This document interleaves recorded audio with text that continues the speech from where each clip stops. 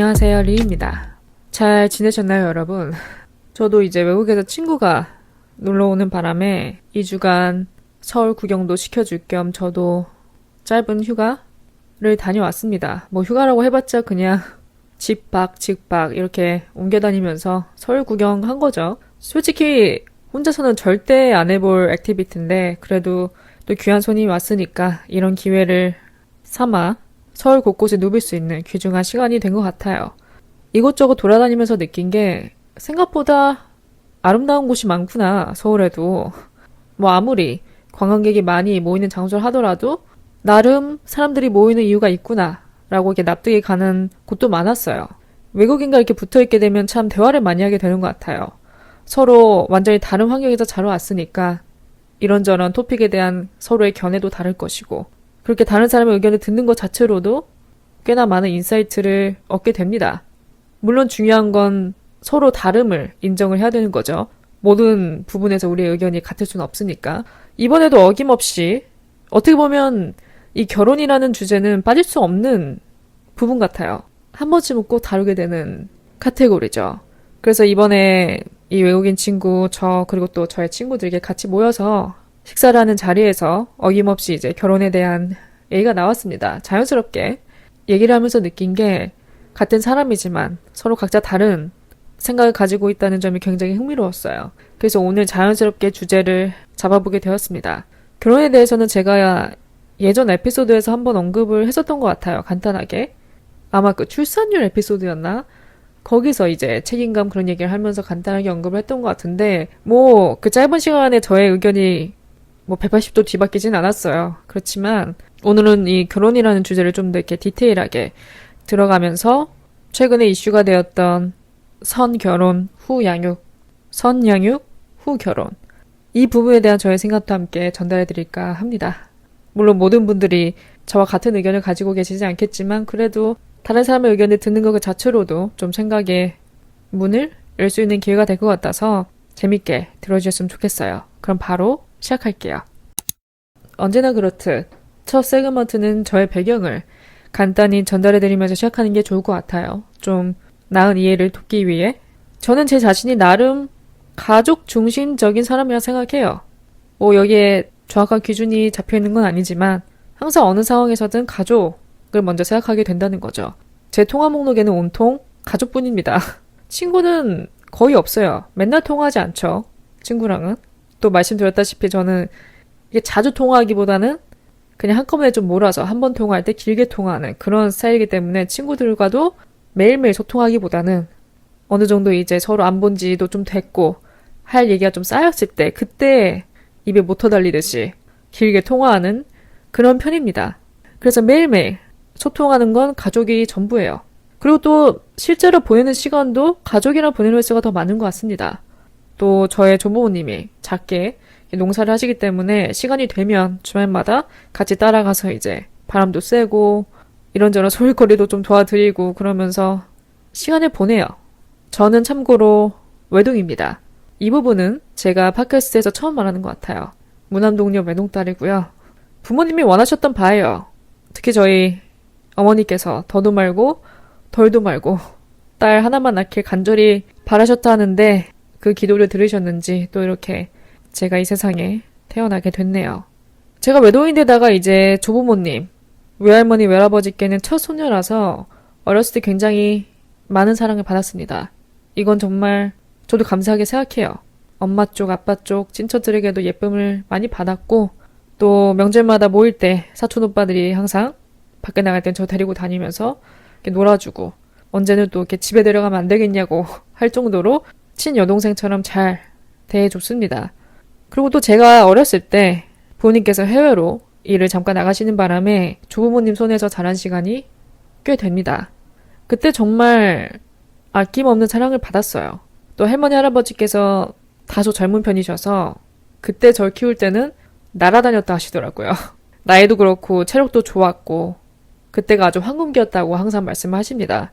그래서 정말 막내 딸처럼 이렇게 잘 키워주셨어요. 다 기억은 안 나지만 물론 행복했던 기억이 더 많습니다.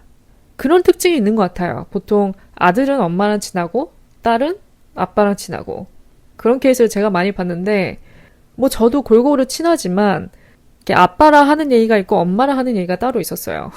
엄마는 뭐랄까 좀 더 친구 같은? 단짝 친구 같은? 가십도 떨고 이런저런 좀 시덥잖은 얘기도 하면서 단짝 친구처럼 그렇게 좀 캐주얼하게 하는 이야기가 많았고, 아빠랑은 이런저런 저의 속마음도 좀 털어놓고 고민거리도 털어놓고 그런 깊은 얘기를 하고 싶을 때는 아빠를 찾았던 것 같아요.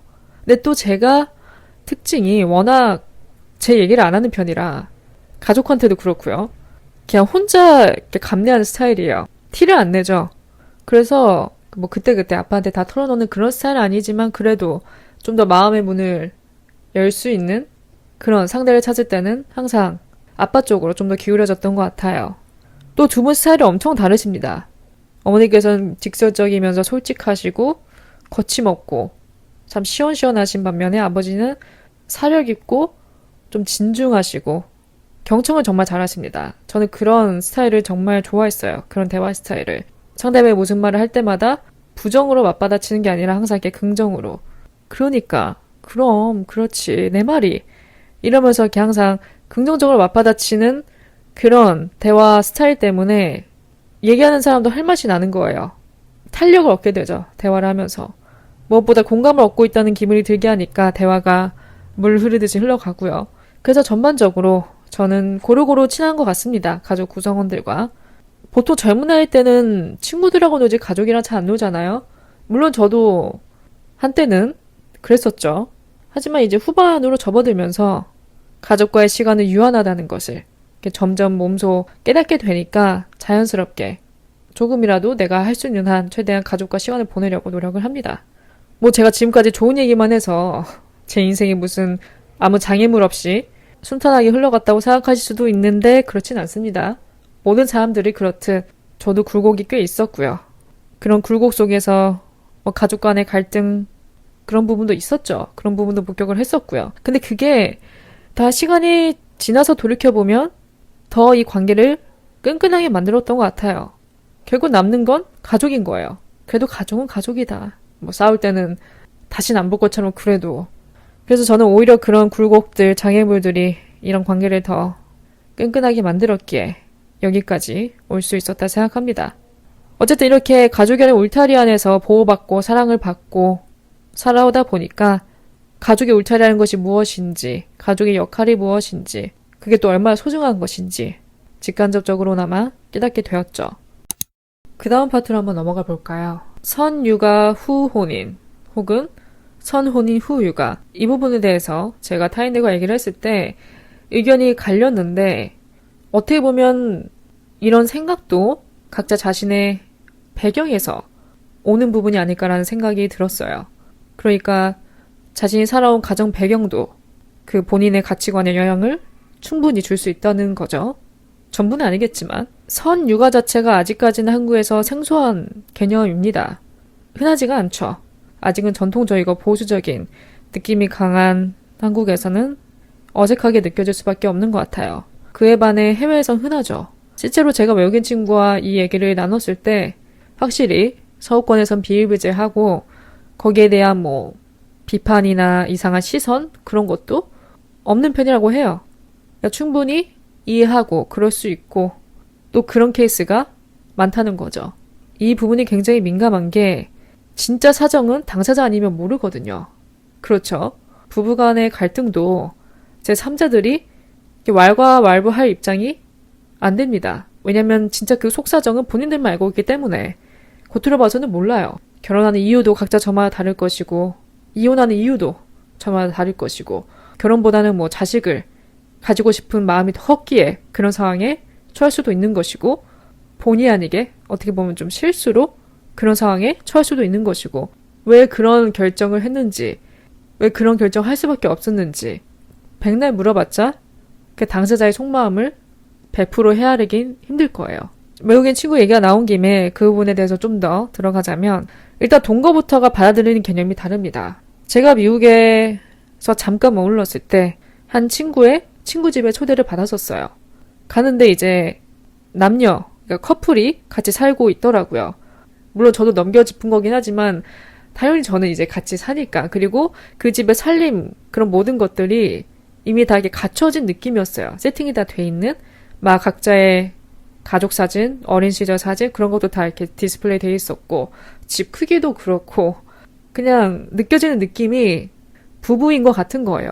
그래서 저는 당연히 결혼을 하신 거냐? 이렇게 물어봤는데, 막 웃으면서 아니라고 막 절레절레 그러시더라고요. 그냥 커플이라고 합니다. 동거하는 거라고. 그래서 그 경험을 토대로 저도 이제는 함부로 넘겨짚으면 안 된다는 생각이 들었어요. 외국에서는. 본인들이 말할 때까지는 그냥 입 다물고 있거나 전 궁금하면 뭐 조심스럽게 물어볼 수 있겠지만 어쨌든 이게 우리나라처럼 당연히 그런 케이스가 없더라고요. 같이 사니까 무조건 결혼한 사이나 그런 게 아니라 정말 동거일 수도 있고 결혼일 수도 있고 다 다른 것 같아요. 그만큼 동거가 흔하고 이 혼외자의 케이스는 할리우드 셀럽들만 봐도 쉽게 찾아볼 수 있죠. 뭐 우리가 아주 잘 알고 있는 축구선수 호날두 혹은 셀럽 카일리 제너 같은 케이스도 이제 자식만 공동 양육을 하고 있는 거죠. 물론 이런 사람들 케이스는 좀 다르게 와닿을 수도 있어요. 왜냐? 재력이 막강한 사람들이니까 굳이 결혼 없이 자신만 양육하고 살아도 문제없고 부모 양쪽 다 잘 키울 수 있는 그런 환경이니까 이제 그런 게 가능하겠지라고 생각할 수는 있어요. 물론 좀 느낌, 와닿는 게 다를 수 있겠지만 어쨌든 우리가 국내에서보다는 좀 해외에서 흔하게 찾아볼 수 있죠. 저는 개인적으로 선택권이 있는 상태라면 되도록 혼인 가정에서 자식을 양육하는 게 안정적이라 생각합니다. 이왕이면 순서대로 하는 게 좋지 않을까요? 이 케이스만큼은 두 사람이 정말 사랑할 때, 평생을 함께하고 싶을 때, 또 함께할 준비가 되었을 때 결혼을 하고 그렇게 살다가 어느 정도 이제 자식까지 양육할 수 있는 환경이 갖춰진다면 2세를 가지고 이렇게 순서대로 다음 스텝으로 나아가는 것. 이렇게 하면 뭐 이렇다 저렇다 할 잡음도 없을 것이고 괜히 그 순서를 거스르는 것보다는 그렇게 짜여진 대로 가는 게 이런저런 주변에서 들려오는 커멘트도 없을 것이고 이왕이면 그렇게 하는 게 낫지 않을까요? 개인적으로 결혼해서 자식 양육이라는 다음 스텝으로 넘어갈 때는 부모 본인들보다는 이젠 자식을 가장 우선시해야 할 순간입니다. 뭐든지 자식의 미래를 위한 방향으로 나아가야 돼요. 그러기 위해선 첫 번째 안정적인 가정 환경을 만들어줘야겠죠. 엄마 아빠 밑에서 아이가 건강하고 행복하고 올바르게 자랄 수 있도록 그런 울타리를 만들어줘야 됩니다. 그러니까 양쪽 다 필요한 거죠. 엄마 아빠 둘 다. 물론 이게 딱 정확하게 반반 맞출 수는 없겠지만 어렵겠지만 그래도 최대한 둘이 한 팀이 되어서 역할 분담을 하고 또 한 사람이 지칠 땐 다른 사람들이 커버해주고 그렇게 도와나가면서 하는 게 자식 양육 같아요. 그래서 이왕이면 엄마 아빠가 함께 곁에서 같이 성장 과정을 함께 해주는 게 아이의 정서에도 도움이 된다고 생각을 합니다. 제가 결혼 생활이라는 개념을 먼저 떠올렸을 때 가장 망설여지는 것이 바로 같이 사는 것입니다. 한 공간을 쉐어하는 것, 같이 사는 것. 제 팟캐스트 이름만 들어도 아실 테고 제가 팟캐스트에서 입이 닳도록 혼자 있는 시간을 선호한다고 꾸준히 말해왔기에 몇몇 청취자분들은 제 성향을 어느 정도 아실 거예요. 그래서 아직 누군가와 같이 사는 것이 상상이 안 됩니다. 물론 결혼을 떠올렸을 때 같이 사는 거 빼고도 고려해야 될 부분이 너무 많지만 특히 저는 이 같은 공간에서 산다는 것, 그 모습을 상상했을 때 그 자체가 아직 그렇게 와닿지가 않아요. 준비가 안 됐다고 할 수도 있을 것 같고 아직 그러고 싶은 마음이 없기도 하고 지금은 거의 99%에 가까운 집순이 성향을 가지고 있는데 가끔 이런 생각이 들어요. 와, 이렇게 집에만 있어도 되나? 나 문제 있는 거 아니야? 이 정도로 집거 생활을 해도 정말 정신건강에 문제가 없을까? 라는 생각이 들 정도로 외출을 꺼려합니다. 물론 기본적인 외출은 하죠. 헬스장, 뭐 장보기, 볼일 등등 그런 기본적인 건 다 하는데 이제 그 외의 것들 그냥 친구들과 만나서 노는 그런 약속 하나만 잡는 것도 이제는 부담스러워져요. 생각을 많이 하게 됩니다. 약속을 잡기 전에. 내 자신에게 물어봐야 돼요. 진짜 나가고 싶은지, 나갈 수 있는지, 귀찮진 않은지. 그런데 또 제가 이렇게 혼자 있는 생활을 좋아한다고 해서 마냥 혼자 살 수만도 없습니다. 사람은 절대 혼자 살 수 없어요. 제가 이거는 예전에도 꾸준히 언급을 했던 것 같은데 사람과의 교류가 있어야 됩니다. 그런 게 없으면 모든 일에 대해서 이렇게 기준이 잘 안 세워져요. 그리고 좀 사는 것 같은 느낌이 덜 듭니다. 무슨 말인지 아시나요? 좀 뭐라도 이렇게 역동적으로 하고 누군가와 대화를 하면서도 어떤 주제를 가지고 대화할 때 대화를 하다 보면 이렇게 생각의 문이 열리거든요. 관점도 좀 넓어지고 또 나와 의견이 다른 사람의 이야기를 들으면서 나만의 좀 가치관을 확립할 수도 있고 여러모로 우리 인생에서 이 사람들과의 교류는 절대 빼놓을 수 없는 부분입니다. 필수예요. 물론 그것을 잘 알기 때문에 어느 정도 저도 이렇게 밸런스를 맞추려고 하죠. 하지만 그 횟수가 빈번하진 않습니다. 소셜 활동을 목적으로 뭐 약속을 자주 잡거나 그러기보다는 그냥 몰아서 한번 만나고 또 다시 에너지 충전한 다음에 또 한번 만나고 이렇게 1년에 횟수가 몇 번 되지 않더라도 그런 소셜적인 시간은 또 아예 배제하지 않으려고 노력하고 있어요. 제가 좀 예민한 쪽에 속한다는 느낌을 받은 적이 꽤 많아요. 일단 저는 뭘 해도 내 집에서 쉬고 내 집에서 자는 걸 선호합니다. 아마 많은 분들이 그러실 것 같아요. 하지만 간혹 이런 분들도 있죠. 어디서나 잘 자는 사람들. 아무리 뭐 방이 밝아도 시끄러워도 잠만 잘 자는 사람들이 있는 반면에 조금만 이렇게 옅은 빛이 새어나와도 잠을 잘 못 자거나 조그마한 소음에도 잘 깨거나 예민한 사람들이 있어요. 제 친구 중에서도 아무 데서나 잘 자는 친구가 있는데 가끔은 그 친구 볼 때마다 부러웠던 적이 몇 번 있습니다. 나도 저랬으면 좋겠다. 좀 둔했으면 좋겠다. 뭐 너무 둔해도 안 되고 너무 예민해도 안 되겠지만 저는 제 집 아니면 잘 못 자거든요. 불편해요. 몇 년 전 코로나 때는 외출이 힘들었으니까 그때는 친구들 간간히 초대시켰거든요. 집에.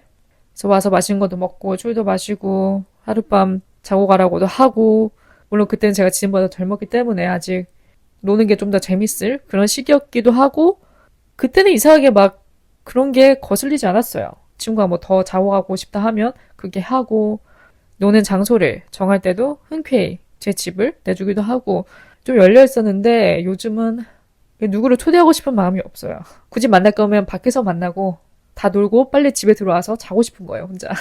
아무래도 이제 누군가 머물다 가면 집이 좀 어질러지죠.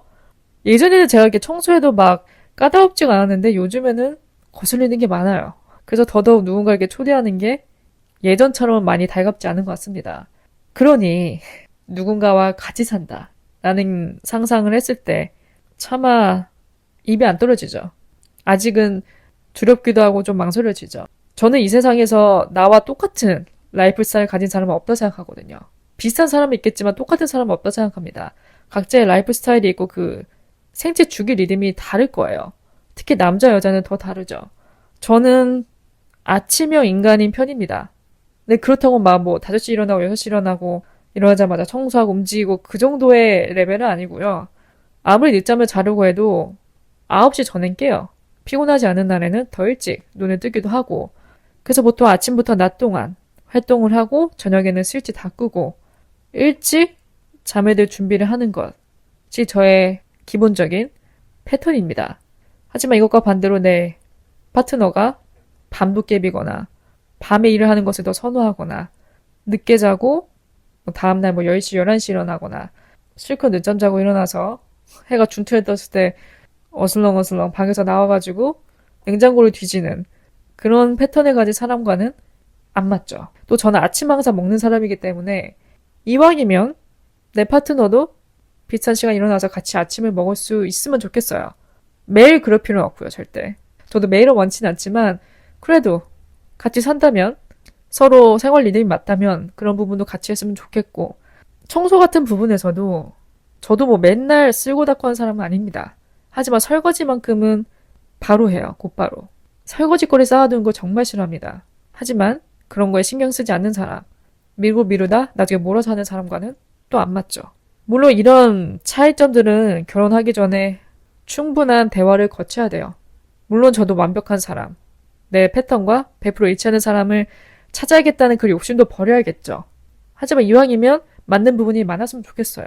그렇기 때문에 결혼 생활에 있어서 따져야 할 것들이 많습니다. 제가 여태까지 나열한 이런 것들이 결혼하기 전엔 별거 아닐 수도 있어요. 뭐 잘 맞춰가겠지, 맞춰지겠지. 하지만 또 현실은 다릅니다.